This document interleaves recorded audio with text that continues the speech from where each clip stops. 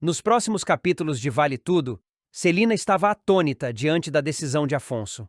Para ela, era inconcebível que o sobrinho resolvesse sair de casa daquela maneira, sem maiores explicações, sem ao menos uma conversa sincera com a família que sempre o apoiara. Não se tratava apenas de uma mudança, era o rompimento de um elo construído ao longo dos anos, de um lar onde ele havia sido acolhido e onde encontrou estrutura para crescer. Inconformada, Celina buscava forças para compreender a frieza com que ele tomou a decisão, mas o coração se recusava a aceitar o vazio deixado por sua ausência. Cada canto da casa parecia diferente, como se o silêncio carregasse o peso de uma despedida não resolvida. Para Celina, era como se Afonso tivesse se distanciado, não só fisicamente, mas também emocionalmente, e isso a feria profundamente. Enquanto a tia sofria com a partida, Heleninha percebia que havia algo ainda mais preocupante em Afonso. Num encontro rápido, notou manchas roxas espalhadas em seu braço. Tentou acreditar que fossem apenas hematomas banais, talvez fruto de um descuido qualquer. Mas, quanto mais pensava na cena, mais inquieta ficava. Conhecia bem o jeito do pai e sabia reconhecer quando ele escondia algo. O silêncio dele, somado àquelas marcas, parecia gritar por ajuda. Heleninha sentia no fundo da alma que havia um segredo grave, e a angústia de não conseguir arrancar a verdade a consumia por dentro. Do outro lado da família, Ana Clara também enfrentava suas próprias dores. Em conversas cada vez mais intensas com Leonardo, desabafava sobre a pressão sufocante que vinha de Odete. Para ela, a sogra era a raiz de grande parte das tensões. Vivia se sentindo observada, julgada e inferiorizada, como se fosse constantemente testada e nunca aprovada. Sentia que, para Odete, jamais seria digna de estar ao lado do filho. Leonardo, embora paciente, sofria em silêncio. Dividia-se entre a vontade de proteger a esposa e o medo de um confronto direto com a mãe, que sempre soube manipular as situações a seu favor. Na praia, Raquel vivia sua própria batalha contra o peso da humilhação.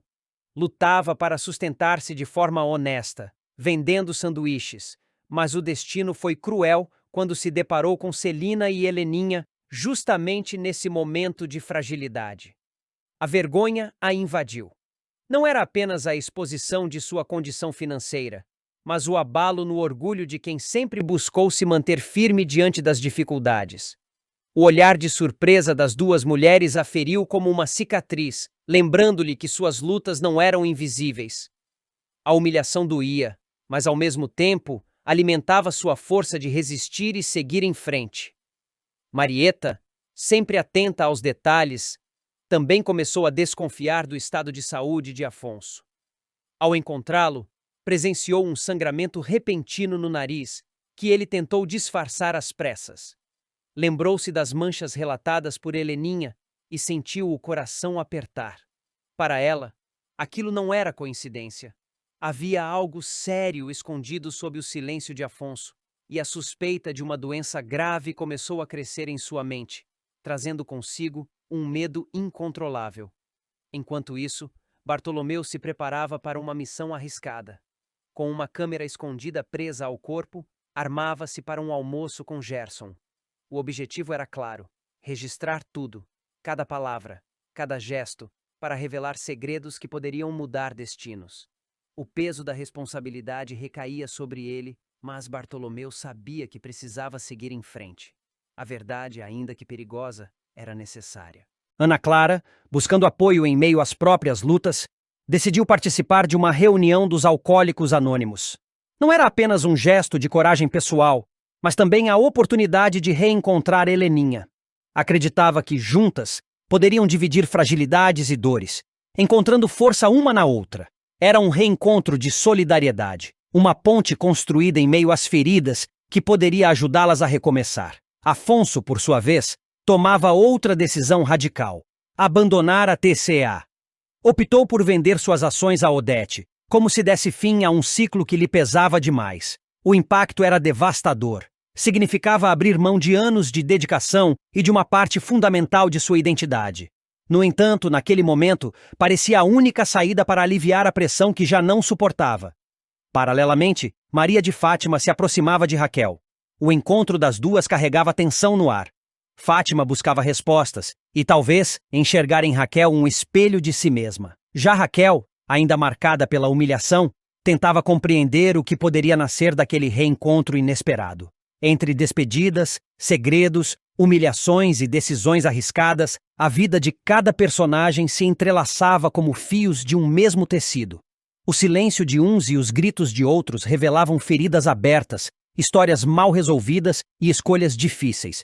E enquanto o tempo avançava, ficava claro que nada estava perto do fim. O futuro guardava novas dores, mas também a chance de redenção, desde que cada um tivesse coragem de encarar as verdades que tanto evitava. Enquanto isso, Maria de Fátima vinha enfrentando uma fase particularmente turbulenta desde que seu romance com César veio à tona em Vale Tudo. Até então, parecia que nada poderia abalar a confiança da influenciadora, acostumada a manipular situações a seu favor. Mas a realidade começou a bater a porta de maneira cruel. Sem dinheiro, grávida e completamente rejeitada pelo amante, Fátima começou a sentir as consequências de suas próprias ações. O glamour e a ilusão de poder que ela cultivava foram substituídos por uma sensação de abandono e desamparo, tornando cada dia uma prova de resistência. Mesmo diante de tanto sofrimento, a maré ruim não duraria para sempre. Uma reviravolta se aproximava, anunciada pelas próprias ações de Fátima e por uma oportunidade inesperada que surgiria em seu caminho. Mas antes da vitória, ela ainda precisaria enfrentar alguns perrengues e humilhações. Em um momento desesperado, Maria de Fátima procurará Raquel, sua própria mãe, em busca de ajuda. A resposta, porém, será devastadora.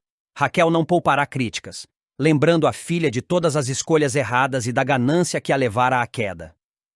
Eu te avisei que esse momento ia chegar, Maria de Fátima. Eu te avisei que você ia cair, que toda a sua ganância, todas as suas mentiras. Eu sabia que você ia se arrepender, porque todo mundo que só pensa em dinheiro nessa vida, uma hora se arrepende. E eu te avisei que eu não ia te ajudar, disparará Raquel, deixando a influenciadora sem chão. A situação se agravará ainda mais quando Fátima, pressionada pela gravidez e pela necessidade de se manter, decidir exigir pensão de César. O homem, firme em sua decisão de se esquivar das responsabilidades, se recusará a colaborar, aprofundando o desespero e a sensação de injustiça que a golpista sentirá. A cada porta fechada, a personagem parece afundar mais em frustração e raiva. Mas essas adversidades só servirão para aguçar seu instinto de sobrevivência e sua capacidade de manipulação. A virada triunfal de Maria de Fátima começará a se desenhar quando ela descobrir um trunfo inesperado, capaz de mudar completamente sua situação. Ela seguirá Odete até o sítio de Ana Clara e, nesse momento, fará uma descoberta que mudará o jogo. Leonardo está vivo. Essa informação dará a Fátima um poder que jamais imaginara ter nas mãos. Com o segredo revelado, a influenciadora passa a chantagear Odete, que se vê sem saída, obrigada a atender às vontades da golpista para proteger seus próprios interesses e segredos. Assim, Maria de Fátima, que havia passado por momentos de humilhação, rejeição e desesperança, encontra um caminho para retomar o controle da situação. Sua habilidade de manipulação, combinada com a descoberta inesperada, a coloca novamente em posição de força. A vitória, no entanto, não será apenas material. Será a confirmação de que, mesmo após cair, Fátima sabe se levantar e transformar adversidades em oportunidades, consolidando sua personalidade de mulher audaciosa, estratégica e capaz de virar o jogo a seu favor, custe o que custar. Maria de Fátima sente o chão se abrir sob seus pés, quando César, firme e sem espaço para dúvidas, reafirma que não quer mais nada com ela. Para a jovem ambiciosa, ouvir aquelas palavras é como uma derrota pessoal, um golpe que fere tanto o orgulho quanto os planos que vinha tentando sustentar. Abalada, mas incapaz de mostrar fragilidade, ela promete a si mesma que ainda encontrará uma forma de dar a volta por cima, mesmo que precise pisar em todos ao redor. Enquanto isso, em outro cenário, Raquel mostra mais uma vez sua força de vontade e resiliência. Determinada a sustentar a família com o próprio suor, ela se junta a Poliana, Gilda e Pascoal para vender sanduíches na praia. O trabalho é cansativo, o sol castiga, mas a união e o apoio daqueles que acreditam em sua coragem transformam o momento em uma verdadeira prova de dignidade. Diferente de Fátima, Raquel mostra que não precisa de atalhos ou esquemas para se reerguer. No universo dos poderosos, Odete, fria e calculista, deixa escapar um detalhe surpreendente. Declara, sem meias palavras, que ama César. A revelação, feita em tom categórico, comprova que seu envolvimento com ele vai muito além de uma simples aliança de interesses. Para ela, poder e paixão se entrelaçam, e César tornou-se peça fundamental em sua estratégia de domínio. Enquanto isso, Maria de Fátima enfrenta outra humilhação. Tentando mais uma vez usar suas armas de manipulação, ela procura Marco Aurélio para chantageá-lo. Contudo, a reação dele a deixa em pedaços. Com ironia e desprezo, Marco Aurélio a trata como insignificante, desmontando qualquer ameaça que ela tentasse impor. A sensação de fracasso e a dor de ser ridicularizada queimam por dentro, mas Fátima finge altivez, jurando que ainda terá sua revanche.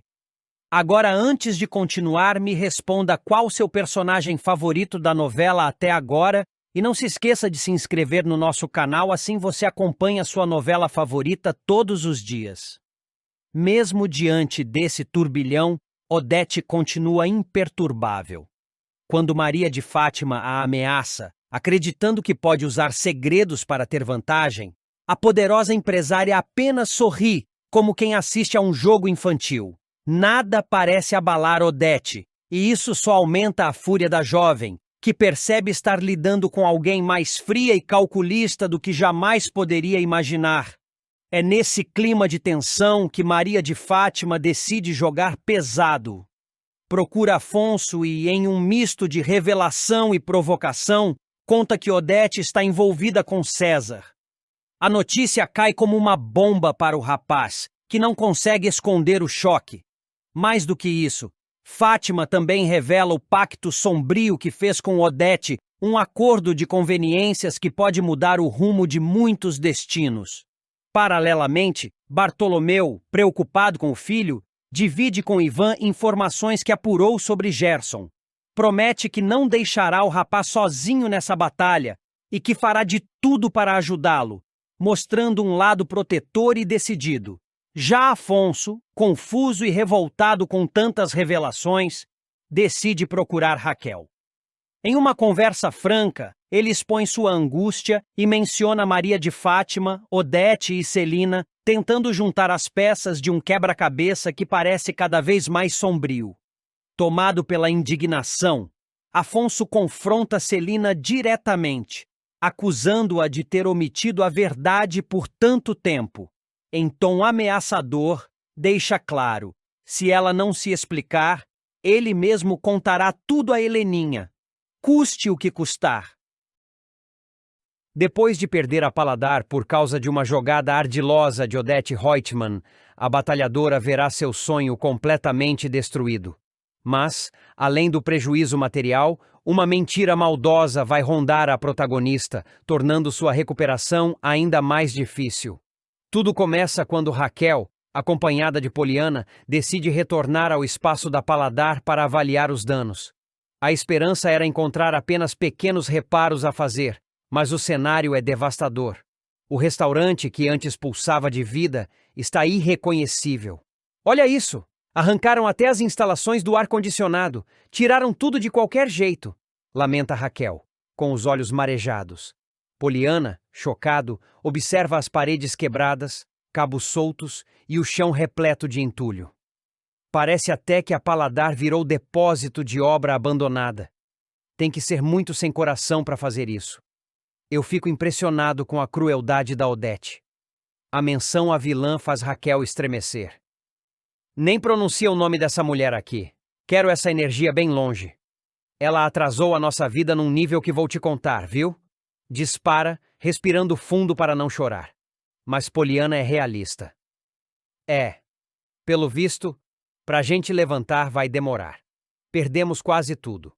Todos os contratos, pagamos multa até por evento que não aconteceu. Raquel, mesmo diante da tragédia, não perde a esperança. Tá tudo bem. A gente vai conseguir sair dessa com certeza. Eu fiz as contas ontem e para voltar ao ponto que estávamos, vai demorar pelo menos 1 ano. Com sorte, uns 8 meses. Mas o pior ainda estava por vir. Nos dias seguintes, Raquel descobre que uma nova mentira está circulando no mercado gastronômico. A de que a Paladar foi interditada pela vigilância sanitária por causa de alimentos estragados. A fofoca espalhada com rapidez coloca em dúvida a reputação da cozinheira.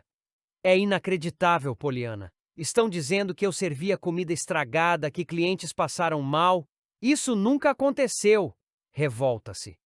O amigo tenta acalmá-la, mas ele mesmo teme os danos. Raquel, você sabe como o povo fala. E quando mexe com comida, a coisa gruda. É maldade pura. Sem saber, essa mentira também é obra de Odete.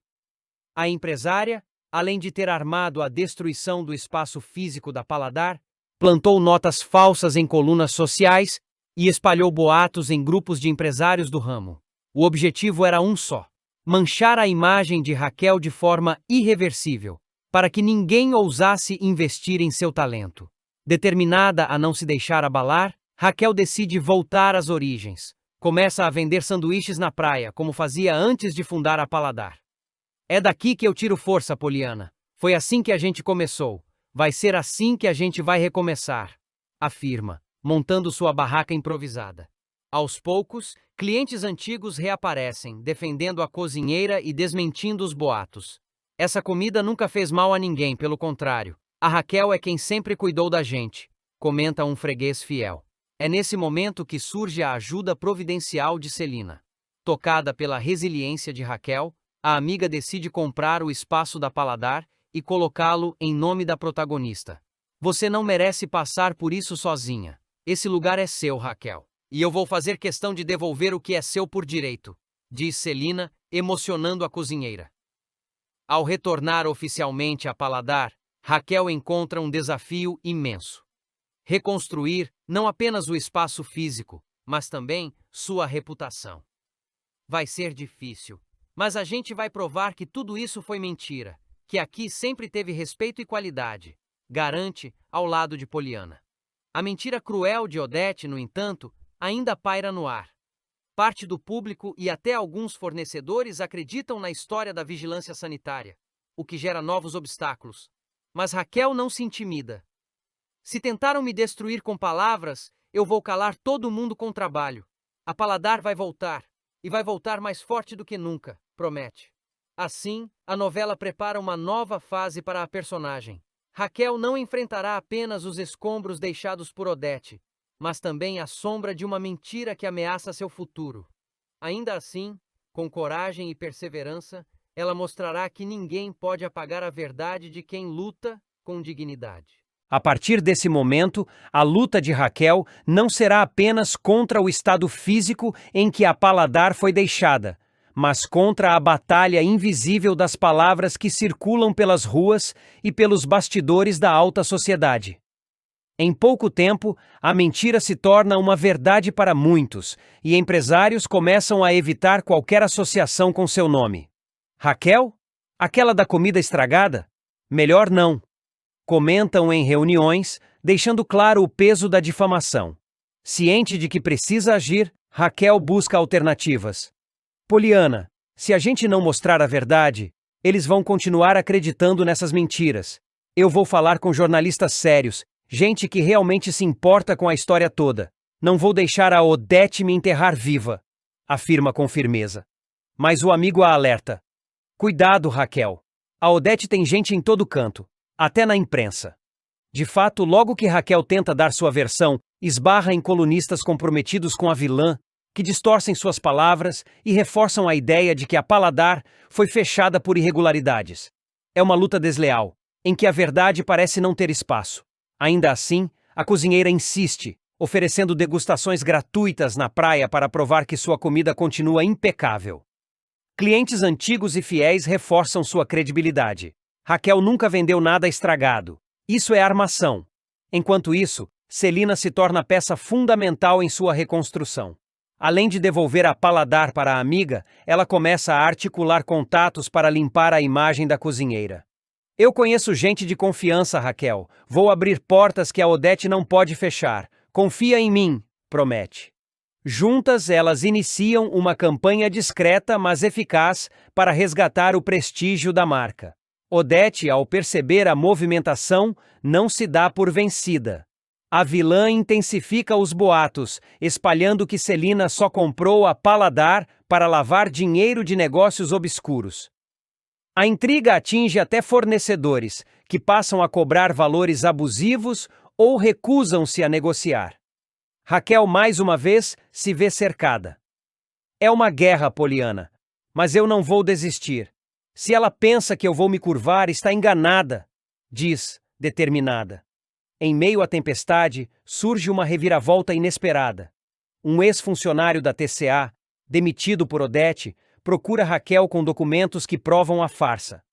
Entre papéis e gravações, está a prova de que a empresária subornou fiscais e jornalistas para espalhar as mentiras sobre a paladar. Eu vi tudo de perto. Ela destruiu o seu restaurante de propósito e agora quer destruir o seu nome. Eu não aguento mais carregar isso comigo, revela o homem, entregando o material. Raquel fica atônita. Meu Deus, então era isso! Eu sabia que era armação, mas não imaginava que fosse tão sujo. Poliana, revoltado, incentiva. Com isso, Raquel, você pode virar o jogo. É a sua chance de mostrar para o mundo quem é a verdadeira Odete Roitman. O dilema, no entanto, é enorme. Expor Odete pode trazer consequências graves, já que a empresária é poderosa e tem aliados em todas as esferas. Ainda assim, Raquel sente que não tem escolha. Eu não tenho medo dela. O que eu tenho medo é de me calar e deixar essa mentira vencer.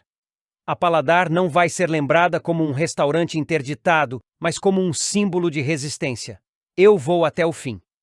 A trama, então, ganha contornos de thriller, com Raquel se preparando para revelar a verdade em público, mesmo sabendo que Odete fará de tudo para impedir. A cada passo, a protagonista prova que sua maior força não está apenas na cozinha, mas na coragem de enfrentar inimigos implacáveis sem perder sua dignidade. E enquanto a mentira cruel continua rondando seu nome, Raquel mostra que a verdade, mais cedo ou mais tarde, sempre encontra o caminho para brilhar. Odete Roitman sempre acreditou que terá o controle absoluto sobre todos ao seu redor. Rica, manipuladora e dona de um poder quase inquestionável, a megera construirá sua vida em cima de segredos e alianças sujas. Mas, em Vale Tudo, até a vilã mais temida perderá o equilíbrio.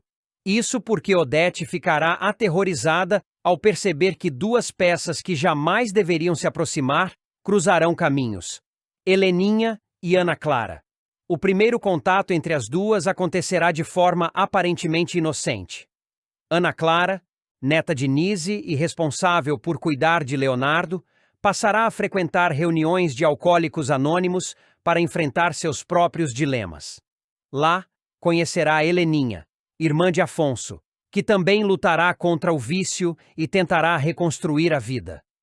Sensível e acolhedora, Heleninha abrirá espaço para a nova amiga, que logo mostrará interesse em compartilhar sua arte. A jovem apresentará suas telas, exporá emoções e dores escondidas, criando uma conexão inesperada. O problema é que essa aproximação tocará em uma ferida que Odete jamais quis expor. Ao ouvir casualmente de Heleninha em casa que havia conhecido uma moça chamada Ana Clara, a vilã ficará sem chão. A reação será imediata: palidez no rosto, mãos trêmulas e uma tentativa falha de disfarçar a apreensão. Celina, que estará ao lado da mãe, não entenderá a mudança brusca de comportamento e até repreenderá a irmã por ter mencionado o nome com tanta naturalidade. Agora, antes de continuar, me responda qual seu personagem favorito da novela até agora, e não se esqueça de se inscrever no nosso canal, assim você acompanha sua novela favorita todos os dias. O público, no entanto, descobrirá logo o motivo do pavor. Odete guarda um segredo obscuro. Anos atrás, ela foi diretamente responsável pela ruína da família de Ana Clara. Em um golpe milionário para ampliar seus negócios no exterior, a empresária envolveu o pai da jovem em uma fraude. Ele foi usado como laranja em contratos falsificados e acabou acusado injustamente, o que levou à sua prisão e, posteriormente, à morte em circunstâncias misteriosas. A família de Ana Clara mergulhou em desgraça e pobreza, enquanto Odete aumentava seu império com o dinheiro sujo. O que a vilã jamais imaginaria era que, décadas depois, o destino colocaria a neta daquela mesma família em seu caminho. E pior, ao lado de Heleninha, justamente a filha que mais conhecerá suas fraquezas. Desesperada, Odete começará a interrogar Celina, perguntando detalhes sobre a tal amiguinha da irmã. Celina, incomodada, repreenderá o tom controlador da mãe. Por que tanto interesse, Odete? É só uma colega do grupo, nada demais. Mas a megera não conseguirá disfarçar a tensão. Naquela noite, trancada em seu quarto, Odete se deixará dominar pelo pânico. Em um raro momento de fragilidade, admitirá para si mesma que, se Ana Clara descobrir a verdade sobre o passado do pai, toda sua reputação poderá ruir. Essa garota não pode se aproximar demais da minha filha. Se as duas compararem histórias, tudo virá à tona, dirá em voz baixa, diante do espelho.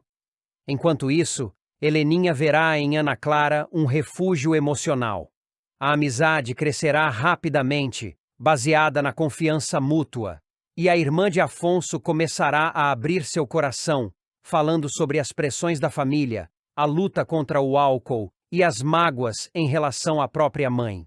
Ana Clara ouvirá com atenção e, sem perceber, começará a juntar peças que parecerão familiares demais à sua própria história. Decidida a impedir o vínculo, Odete traçará planos. Primeiro, tentará desmoralizar Ana Clara, espalhando boatos de que a moça só se aproxima de Heleninha para tirar vantagem. Depois ordenará a comparsas do passado que vasculhem a vida da jovem em busca de algo comprometedor para calá-la. Mas para a vilã, o maior medo não será destruir Ana Clara, e sim o risco de Heleninha descobrirá a verdade. Isso porque, no auge da crise com o álcool, Heleninha já havia desconfiado de que a mãe guardava segredos ligados a negócios ilícitos. Se agora tiver uma prova viva diante de si, uma vítima direta das falcatruas de Odete, a relação entre mãe e filha poderá se tornar irreversível. O público, claro, será fisgado pelo suspense. A cada encontro entre Ana Clara e Heleninha, mais sinais do passado de Odete virão à tona. Uma palavra solta, uma lembrança, um detalhe incomum nas histórias contadas. Tudo revelará que a queda da vilã estará mais próxima do que nunca. A mentira bombástica que Odete sempre escondeu ameaçará explodir. Ana Clara, sem ter consciência do tamanho da bomba que carregará, poderá ser a chave para desmascarar a megera. Heleninha, fragilizada, encontrará apoio justo em quem representará a ruína secreta da mãe. E Odete, pela primeira vez, se verá encurralada, não por rivais de negócios, mas pelo próprio passado.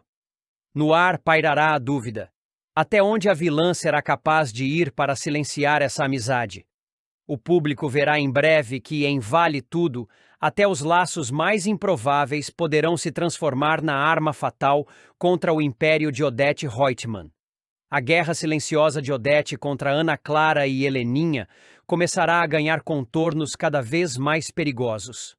A vilã, acostumada a manipular políticos, empresários e até familiares, se verá em um campo minado.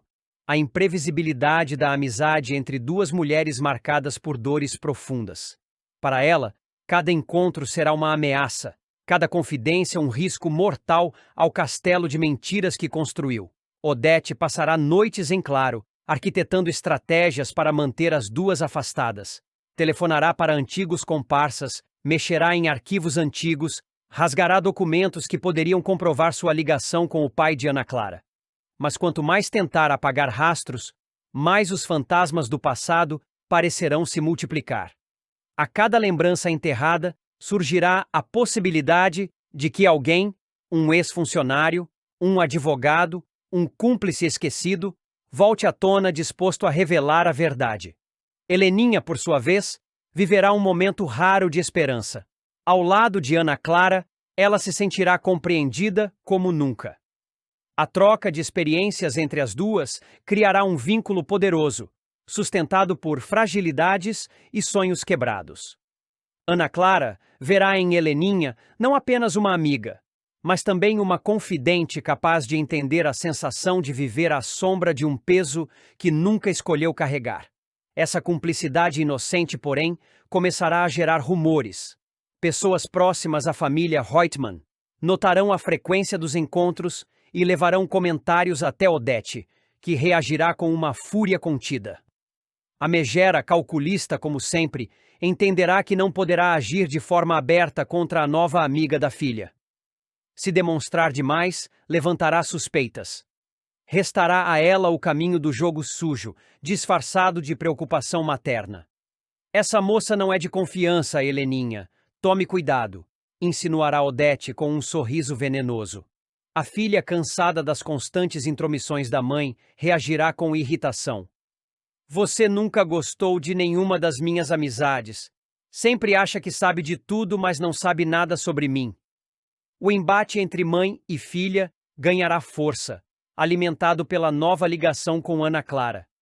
Enquanto isso, a jovem pintora começará a investigar detalhes sobre a própria história familiar.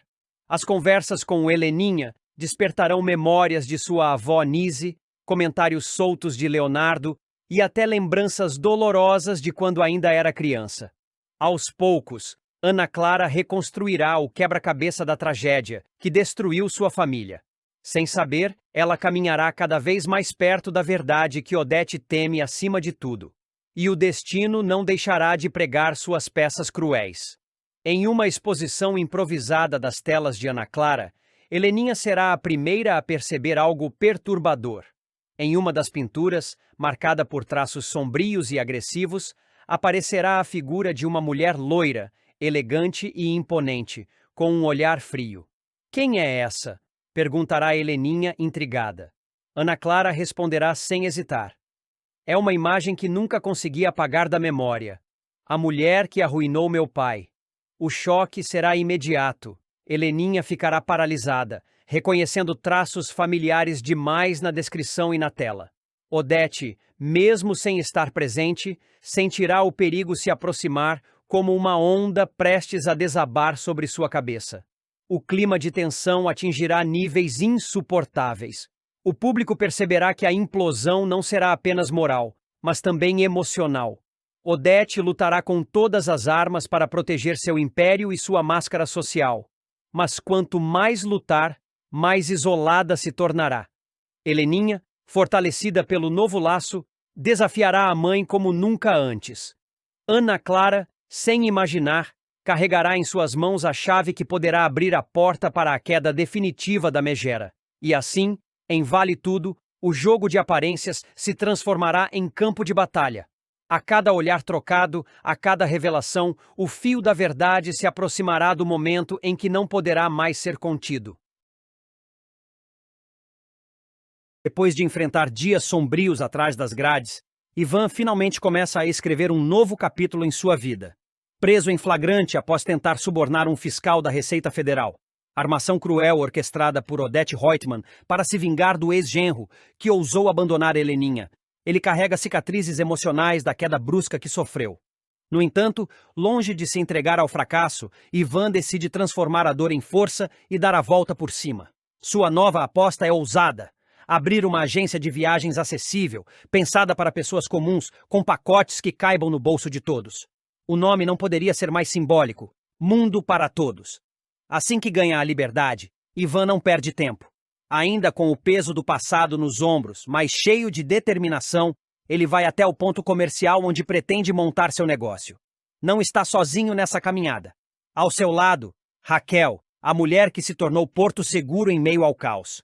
Enquanto caminham pela rua movimentada, Ivan aponta com entusiasmo para uma pequena fachada. É ali, naquela portinha, que eu tô querendo abrir a minha agência. Mundo para Todos. Revela, os olhos brilhando como os de um menino diante de um sonho prestes a se realizar. Raquel observa o espaço por alguns segundos. Para muitos, não passaria de um ponto modesto, discreto e sem grandes atrativos. Mas para ela, que conhece a força e a resiliência de Ivan, aquele lugar carrega o potencial de uma grande virada. Segura na mão dele e responde com firmeza. Eu não tô vendo portinha nenhuma, Ivan. Eu tô vendo um sonho maravilhoso se tornando realidade. E eu sei que vai dar certo, meu amor. As palavras da sócia da Paladar enchem Ivan de confiança. Ele se emociona, mas mantém o tom prático ao explicar os detalhes da negociação. O dono desse ponto já tá cansado. Ele pretende se aposentar. Os filhos não querem tocar o negócio e ele resolveu passar adiante. Eu fiz um estudo da área e vale a pena. Tem muita gente por aqui que sonha em viajar, mas não encontra condições. Uma agência popular, com pacotes acessíveis, pode mudar isso. É um negócio rentável, Raquel. Você ainda vai se orgulhar muito de mim. Raquel sorri e o interrompe com ternura. Mas eu já me orgulho. Ela o puxa para um beijo cheio de carinho, que sela não apenas o apoio incondicional, mas também a confiança de que Ivan pode realmente se reinventar. Nos dias seguintes, o projeto ganha corpo. Ivan se dedica a cada detalhe, pesquisa fornecedores, estuda destinos turísticos e elabora planos de pagamento flexíveis. Mais do que um empreendimento para ele, a agência simboliza liberdade e dignidade. Cada passo dado representa um distanciamento maior da imagem de homem derrotado, marcada pela prisão e pelo estigma que Odete tentou impor. Raquel acompanha tudo de perto, oferecendo suporte e palavras de incentivo. Ela vê em Ivan não apenas um namorado, mas um parceiro de sonhos. Você não imagina a diferença que vai fazer na vida das pessoas, comenta, enquanto o ajuda a revisar os primeiros esboços da logo da empresa. Imagina quantas famílias vão poder viajar pela primeira vez, realizar um desejo que parecia distante. Ivan se emociona com a perspectiva. Para ele, não se trata apenas de ganhar dinheiro, mas de devolver a alegria que um dia lhe foi tirada. Viajar é mais do que conhecer lugares, é renovar a alma. E eu quero dar essa oportunidade a todos, não só a quem tem muito dinheiro, afirma com convicção. Enquanto isso, os amigos próximos começam a se surpreender com a transformação. Aqueles que antes desconfiavam de seu futuro, agora o veem como exemplo de superação. Ivan, o homem que caiu em desgraça, que foi usado como peça em um jogo cruel de vingança, agora ergue a cabeça e prova que é possível recomeçar. Mesmo ciente de que o caminho será longo e desafiador, ele se agarra à certeza de que a confiança de Raquel é combustível para seguir em frente. Na primeira visita ao local já alugado, com as paredes ainda vazias e cheirando a tinta fresca, ele segura a mão dela e declara: aqui é onde tudo vai recomeçar. Esse espaço pequeno vai abrir portas para sonhos enormes. E eu prometo, Raquel, não vou decepcionar você, nem a mim mesmo. Raquel, com os olhos marejados, responde: você já venceu, Ivan. Só de estar de pé, acreditando de novo, você já venceu. Com essas palavras, fica claro que a trajetória de Ivan não é apenas sobre negócios, mas sobre redenção. Do fundo do poço à esperança de um futuro melhor, ele prova que sempre há chance de se reinventar. E no horizonte, a promessa de prosperidade ilumina o casal que ousa acreditar em um mundo para todos. Os dias avançam e, pouco a pouco, a pequena sala alugada começa a se transformar. As paredes recebem cores vibrantes, mapas do mundo e cartazes de destinos turísticos. Ivan se envolve em cada detalhe, da escolha das cadeiras até o design das vitrines que exibem os primeiros pacotes de viagem. Para ele, cada toque dado naquele espaço é um tijolo a mais na reconstrução de sua identidade. Raquel acompanha tudo com entusiasmo, ajudando a organizar planilhas e revisar propostas. Entre um café e outro, ela o observa com admiração, encantada com a determinação do homem que conseguiu renascer das cinzas. Você tá diferente, Ivan. Mais seguro, mais sereno. Parece até que a prisão não te quebrou, mas te fortaleceu, comenta certa noite, enquanto revisam contratos. Ivan sorri, pensativo. Me quebrou, sim, mas foi no chão que eu percebi que eu podia levantar. E se eu tô de pé hoje, é porque você acreditou em mim quando ninguém mais acreditava. O brilho nos olhos dele emociona Raquel, que retribui com um abraço apertado. Para os dois, aquele projeto vai além de negócios. É também a celebração de um amor que resistiu às provações. A notícia da nova agência logo se espalha pela vizinhança. Curiosos começam a aparecer, perguntando sobre pacotes e condições de pagamento. Ivan, sempre simpático, explica com paciência os diferenciais da Mundo para Todos. Ele sabe que seu público-alvo não são milionários, mas famílias simples. Jovens sonhadores e aposentados que desejam conhecer o mar pela primeira vez. Sua missão é democratizar o acesso às viagens. No entanto, nem todos comemoram a ascensão de Ivan. Odette Reutemann, ao saber da novidade, reage com frieza. Para ela, ver o ex-genro prosperar após ter armado sua queda é um golpe no orgulho. Esse rapaz não sabe o lugar dele. Vai cair de novo, e quando cair, não vai ter quem o salve.